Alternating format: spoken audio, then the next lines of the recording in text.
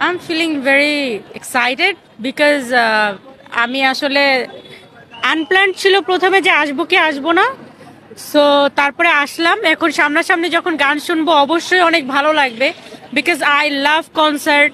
কোনো I love music actually, কোনো সিঙ্গারের গান আমি সামনে থেকে শুনতে পারলে আমার খুব ভালো লাগে। আমরা আসলে দুজনেই মিউজিক ভক্ত। আমি পার্সোনালি রাহাত ফাতে আলি খানের ভক্ত।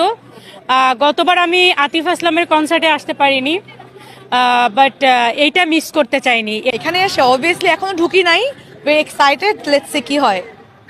অনুভূতিটা অনেক ভালো এন্ড আই হোপ যে অনেক ভালো হবে প্রোগ্রামটা।